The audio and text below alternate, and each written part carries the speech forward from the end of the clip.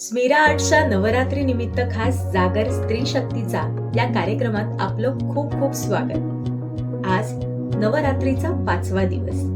आज आपण भेटणार आहोत सौ सिद्धी आचरेकर यांना. या न्यूमरोलॉजिस्ट आहेत, काउन्सिलर आहेत. एंजेलिक हिलिंग, प्राणिक हिलिंग, रेकी अशा बऱ्याच विद्यांचं शिक्षण त्यांनी घेतलं. तुमच्या जन्मतारखेवरून तुमच्या आयुष्यात काय अडचणी येऊ शकतात आणि तुम्ही त्या कशा टाळू शकता हे त्या सांगतात. शिकणारी प्रत्येक नवीन विद्या ही आधीच्या त्यांच्या अभ्यासाला पूरकच ठरते असं त्यांचं म्हणणं. चला तर मग त्यांच्याकडूनच जाणून घेऊया न्यूमरोलॉजी हा नेमका विषय आहे तरी काय. सिद्धीताई, तुमचं खूप खूप स्वागत आहे स्मिरा आर्ट्सच्या नवरात्री निमित्त खास जागर स्त्री शक्तीचा या कार्यक्रमात. बरं, माझा पहिला प्रश्न असा आहे की तुम्ही काउन्सिलर म्हणून काम बघत होतात आणि अचानक न्यूमरोलॉजीकडे कसं काय वळलात? काउन्सलर म्हणून काम करता करता माझ्या लक्षात आलं की खूप काही अशा गोष्टी आहेत ज्या लोकांना निगेटिव्हिटीकडे फोर्सफुली नेता आहेत आणि ह्या जर निगेटिव्हिटी आपल्याला काढायची असेल तर त्या लोकांचे स्वभाव, त्यांना मिळणारे ग्रहांचे ब्लेसिंग्स ह्यांचाही अभ्यास करणं खूप गरजेचं आहे. कारण ह्या सगळ्या गोष्टी ना इंटरकनेक्टेड आहेत. म्हणजे असं नाही की तुम्ही जस्ट काउन्सिलिंग केलात की तुम्ही पॉझिटिव्हली अप्रोच ठेवा जगण्याकडे वगैरे असं आपण सांगून त्याला काउन्सिलिंग करू शकतो. पण त्याच्याबरोबर जर न्यूमरोलॉजी असेल तर तुम्हाला एक्झॅक्ट समजतं की त्यांच्यामध्ये कुठले ब्लेसिंग्स, कुठल्या ग्रहांचे ब्लेसिंग्स कमी आहेत, कुठल्या नंबर्सची एनर्जी त्यांना निगेटिव्हली हर्ट करते. तर ह्या सगळ्याचा जर तुम्ही अभ्यास केला तर तुम्हाला काउन्सिलिंग करणं खूप सोपं जातं आणि परत त्यांना गाईड करणं खूप सोपं जातं. अच्छा. आणि म्हणून मी न्यूमरोलॉजीचा अभ्यास करणं स्टार्ट केलं. बरं, काय कन्सेप्ट आहे ही न्यूमरोलॉजी? न्यूमरोलॉजी म्हणजे काय आहे की जेव्हा आपण जन्माला येतो ती बर्थ डेट ना आपण कधीच बदलू शकत नाही, कारण ती ठरलेली आहे, आपल्या जन्माबरोबर टिकलेली आहे. पण ते ग्रह असे आहेत की ज्यावेळी आपण जन्माला येतो त्यावेळी काही ग्रहांचे ब्लेसिंग्स आपल्याला मिळतात, काही ग्रहांचे ब्लेसिंग्स आपल्याला मिळत नाही. आणि जे इम्पॉर्टंट ग्रह आहेत जे आपल्याला ग्रोथ देतात, आपल्या आयुष्याला ग्रोथ देतात, जसं health, wealth, relationship and career, ह्या ज्या काही गोष्टी आहेत त्या ग्रहांवर अवलंबून आहेत. समजा तुमच्या त्या बर्थ डेट मध्ये किंवा त्या जन्माच्या वेळी त्या ग्रहांचे ब्लेसिंग्स नसतील तर तुमच्या त्या लाईफ मध्ये थोडंसं स्टेबिलिटी येत नाही. म्हणजे कुठेतरी काहीतरी प्रॉब्लेम येतो. करिअर जरी तुमचं छान चाललं असेल तरी करिअरला तेवढी ग्रोथ न मिळणं, तुमचं फायनान्शियली तुम्ही स्टेबल आहात पण जेवढी ऑपॉर्च्युनिटीज तुम्हाला हवी आहे, जेवढा पैसा तुम्हाला हवा आहे तो न मिळणं, तर ह्या सगळ्या गोष्टी इफेक्ट करतात. मग ज्यावेळी तुम्ही ह्या सगळ्या ग्रहांचा अभ्यास करता, त्या ग्रहांचे रेमेडीज करता, तेव्हा तुम्ही त्या ऑपॉर्च्युनिटीज खेचून आणता. म्हणजे हा सगळा विषय जर लक्षात घेतला तर न्यूमरोलॉजी आजच्या समाजामध्ये खूप आवश्यक आहे लोकांच्या ग्रोथसाठी. बरोबर बरोबर. बरं, माझा पुढचा प्रश्न आहे की खरोखरच आकडे एवढा इफेक्ट करतात का लाईफवर? हो, खूप करतात. म्हणजे आता एक छोटंसं उदाहरण द्यायचं झालं तर मी मोबाईल नंबरचं तुम्हाला देऊ शकते. मोबाईल नंबर आजकाल एवढी गरज झाली, मोबाईलची एवढी गरज झाली की आपण तो घेऊनच फिरत असतो. 24 तास आपल्या बरोबर असतो, आपल्या ऑरामध्ये असतो. आणि ह्या नंबरची जी फ्रिक्वेन्सी आहे ना ती खूप आपल्याला इफेक्ट करते. म्हणजे काही नंबरचे ज्या जोड्या असतात, जसं आता एखाद्याचा नंबर आपण घेतला 942243 वगैरे, तर काही जोड्या आहेत ना तर ते चुकीची व्हायब्रेशन तुम्हाला क्रिएट करतात. अच्छा. जसं खूप चिंता तुमच्या लाईफमध्ये येणं, एलिव्हेशन्स लागणं, पैशांमध्ये तुम्हाला खूप मोठा प्रॉब्लेम निर्माण होणं, तर असे काही काही गोष्टी आहेत ज्या तुम्हाला मोबाईल नंबरमुळे होतात. सगळं काही छान चाललेलं आहे तरी पण तुम्ही ओव्हर थिंकिंग करताय आणि त्याचं रिझनच तुम्हाला कळत नाहीये की मी ओव्हर थिंकिंग का करतोय किंवा का करते, की माझं तर सगळं छान चाललंय. तर ह्याला कारण ती फ्रिक्वेन्सी तुम्हाला ते करायला भाग पडते. अच्छा. मग त्यामुळे तुम्ही मोबाईल नंबर घेताना सुद्धा विचार करावा लागतो की अरे बाबा हे मी योग्य घेतोय की नाही किंवा घेते की नाही. अरे वा. हल्ली सगळ्याच घरात वास्तुदोष असतात. तुम्ही वास्तुशास्त्राचा पण अभ्यास केलाय, तर का हे अचानक इतके प्रॉब्लेम्स का येत आहेत? वास्तुदोष म्हणजे सुरुवातीला आधी पहिली गोष्ट की आपली वास्तू ही काय एनर्जी प्रोड्यूस करते हे कळणं खूप गरजेचं आहे. म्हणजे बघा, एखाद्याच्या घरात गेल्यावर आपल्याला खूप समाधान मिळतं, म्हणजे एक जाणवतं की अरे वा किती छान एनर्जी येते. पण एखाद्याच्या घरात एंट्री केल्या केल्या वाटतं की असं नाही, काहीतरी डिस्टर्ब आहे आपल्याला. आणि ही ओळखण्याची क्षमता ना आज प्रत्येक माणसामध्ये आहे, प्रत्येकालाच ते जाणवतं. मग त्यावेळी वास्तुदोष म्हणजे काय आहे की त्याचा जास्त बाऊ नाही करायचा. पहिली गोष्ट आपल्या घरात आपल्याला काय एनर्जी फील होते हे बघायचं आणि घरातल्या व्यक्तींचं जे थिंकिंग आहे, जर ते निगेटिव्ह थिंकिंग जास्त असेल, चिडचिड, भांडणं खूप असतील, तर त्यामुळे ती एनर्जी डिस्टर्ब होते. अच्छा. आणि दुसरी गोष्ट, वास्तुशास्त्राचा जर अभ्यास केला तर आपण जे घर बांधतो ना, त्यामध्ये प्रत्येक गोष्ट खूप महत्वाची आहे. जसं देवघर कुठे पाहिजे, घरात आपण जी एंट्री करतो ते प्रवेशद्वार कुठे पाहिजे. प्रवेशद्वार खूप महत्वाचं आहे, कारण प्रवेशद्वारावर ना खूप गोष्टी अवलंबून आहेत. जसे तुम्हाला तुमच्या बिझनेसमध्ये येणाऱ्या अपॉर्च्युनिटीज कुठून येऊ शकतात. प्रवेशद्वार जर चुकीच्या ठिकाणी असेल तर तुझ्या घरात कायमची भांडणं पण होऊ शकतात. म्हणजे बाहेरची निगेटिव्ह एनर्जी तुमच्या घरामध्ये एंट्री करू शकते. किंवा अजूनही कुठे चुकीच्या ठिकाणी असेल, समजा तर जिथे जॉयफुल म्हणजे खूप आनंद असा ठिकाणी जर तुमची प्रवेशद्वार असेल तर तुमच्या घरात नेहमी सेलिब्रेशनच होत राहणार. अच्छा. कायमस्वरूपी. तर अशा गोष्टी, पहिले प्रवेशद्वार खूप महत्वाचं, ते बघणं खूप गरजेचं आहे.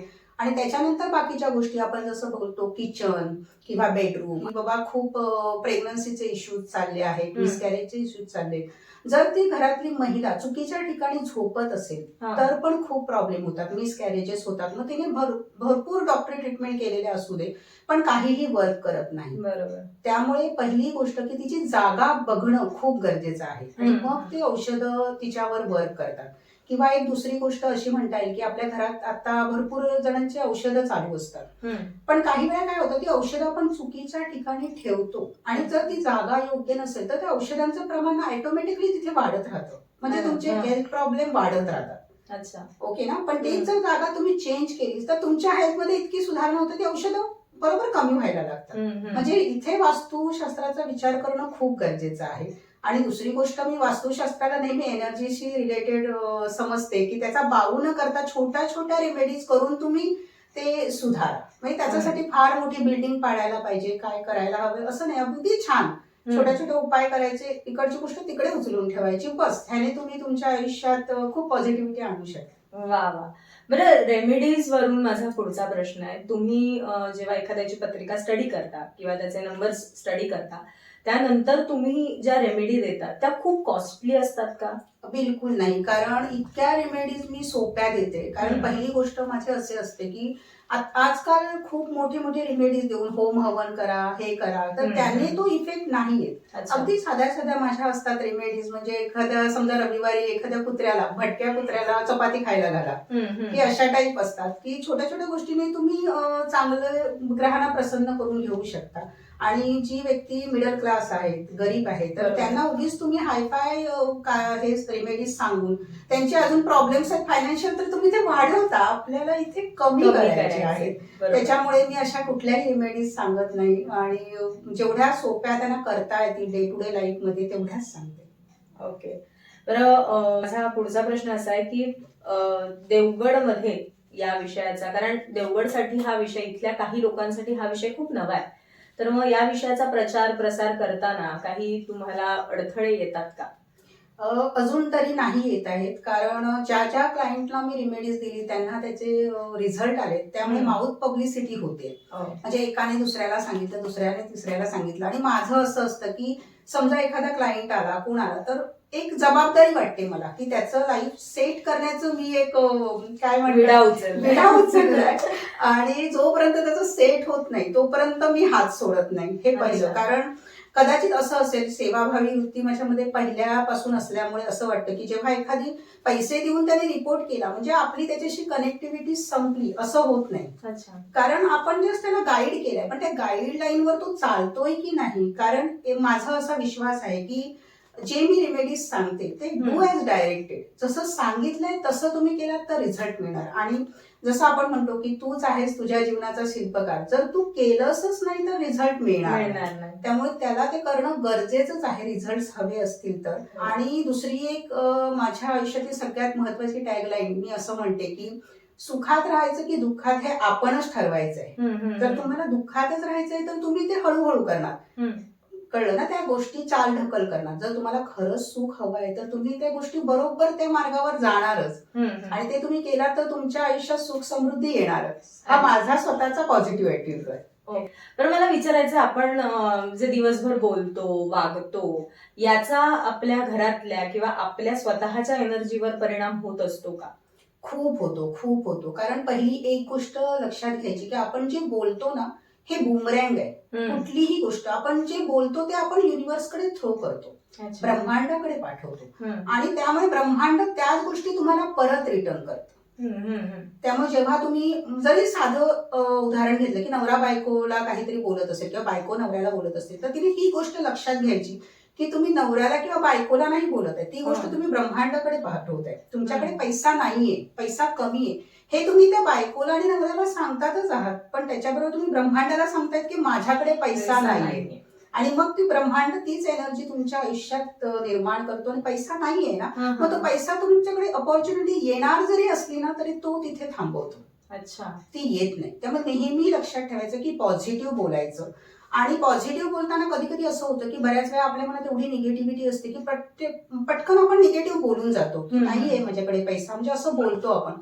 पण त्याच वेळी लक्षात घ्यायचं आपण चुकीचं बोललं, मग ते वाक्य कम्प्लीट करायचं आपण की माझ्याकडे पैसा नाहीये पण मला खात्री आहे तो पैसा माझ्याकडे नक्की येईल. झालं, म्हणजे ती निगेटिव्हिटी मी पॉझिटिव्हिटीशी कनेक्ट केला. लक्षात आलं ना, निगेटिव्ह बोलणं होणं हे साहजिक आहे कारण आपण माणसं आहोत, पण ते निगेटिव्ह थॉट्स आपण पॉझिटिव्हिटी मध्ये कसे कन्व्हर्ट करता येणं गरजेचं आहे, हे आपण शिकलं पाहिजे. बरं, काउन्सिलिंग करताना बऱ्याच लोकांना तुम्ही काउन्सिलिंग केलंय, असा एखादा लक्षात राहणारा किस्सा आहे का? हा, एक क्लायंट होती माझी, गुजराती म्हणून, आणि मुंबईची होती. खूप प्रॉब्लेम्स तिच्या घरात चालू होते, खूप डिस्टर्ब, नवरा बायको मध्ये रेग्युलर भांडणं, आणि एक मुलगी होती त्यांना. तर एवढा तिने वाईट किस्से सांगितले की जेव्हा ती आणि तिचा नवरा भांडत होता तेव्हा चक्क 2 तासानंतर मुलीने दरवाजा उघडून विचारलं की तुमच्या दोघांपैकी कोण मेलं नाही? तर ते इतकं हार्ट टचिंग होतं मला की अरे, मुलगी असं विचारू शकते, म्हणजे आजची काय पिढी काय चालली, त्यांच्यावर काय संस्कार होत आहेत. मग जेव्हा तिने मला हे सांगितलं आणि मी तिचं काउन्सिलिंग केलं की टचवूड 2 महिन्यानंतर तिने स्वतःचं प्ले स्कूल चालू केलं.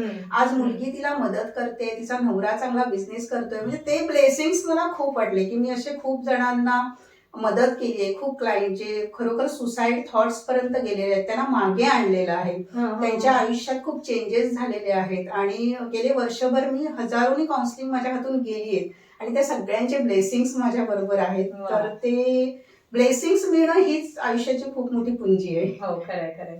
बरं, आत्ताची जी पिढी आहे त्यांना एक काळ असा होता, आपल्या आधीचा म्हणता येईल किंवा आपलाही, की मेंटल इश्यूज बद्दल तितकं बोललं जायचं नाही किंवा ते आहेत हेच माहीत नसायचं. पण आज अगदी लहान बाळापासून सगळ्यांना डिप्रेशन येतंय, एन्झायटी इश्यूज आहेत.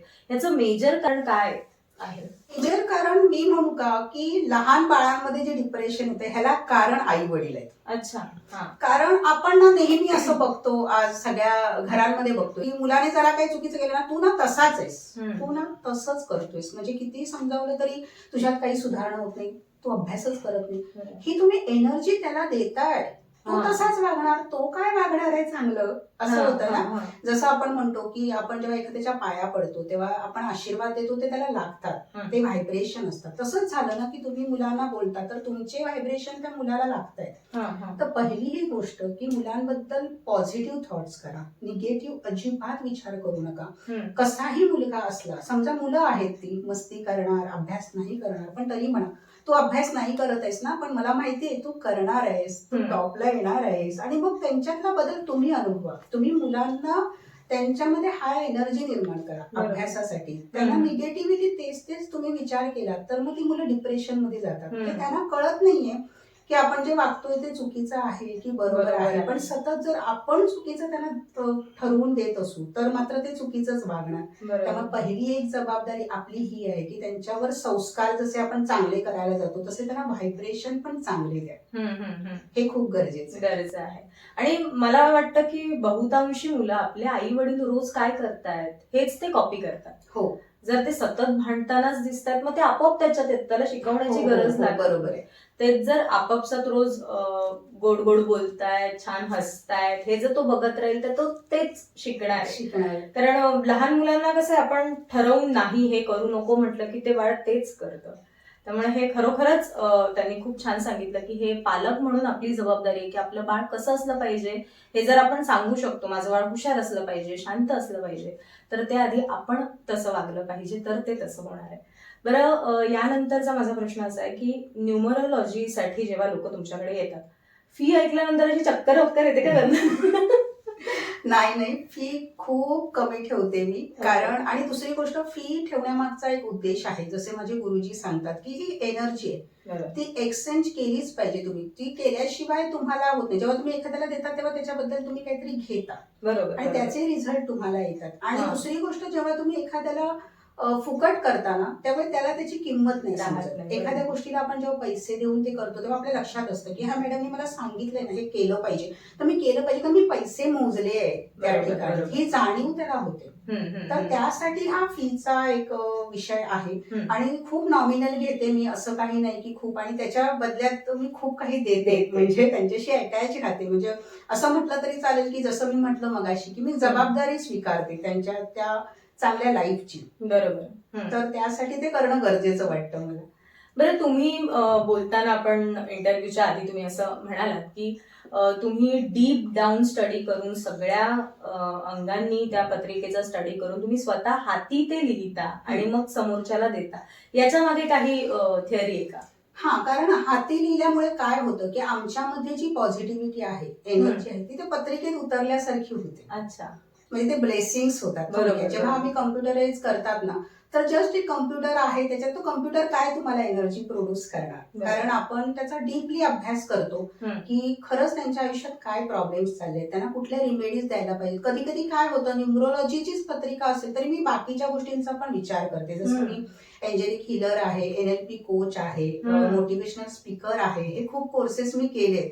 मग त्यावेळी माझ्या लक्षात येतं, की ह्याला ह्या गोष्टीची गरज आहे, त्या गोष्टीची गरज आहे, आणि मग ते मी तिथे त्यांना सांगते, की हे तुम्ही करा. मग त्याने तुम्हाला लाईफमध्ये खूप फरक पडेल. म्हणजे मी ओव्हरऑल ती पत्रिका देताना फक्त न्यूमरोलॉजी हा विषय नाही लक्षात घेत, सगळ्या बाजूने ती पत्रिका त्यांना रेडी करून देते. या इंटरव्ह्यूच्या माध्यमातून जे प्रेक्षक तुम्हाला बघतायत, ऐकतायत, त्यांच्यापर्यंत तुम्ही काय संदेश पोहोचवू इच्छिता? सर्वप्रथम ना, आपली मानसिकता बदलायला पाहिजे, पहिली गोष्ट. कारण ह्या ज्या काही विधा आहेत ना, ह्या तुम्हाला असं सांगत नाही, की तुम्ही काहीतरी एक पुडी घ्या, एखादी विभूती घ्या, लावा म्हणजे तुमचं छान होईल. तर इथे ह्या विधा काय वर्क करतात, तर तुमच्यामधली मानसिकता पहिली बदलतात, पॉझिटिव्हिटी बदलतात.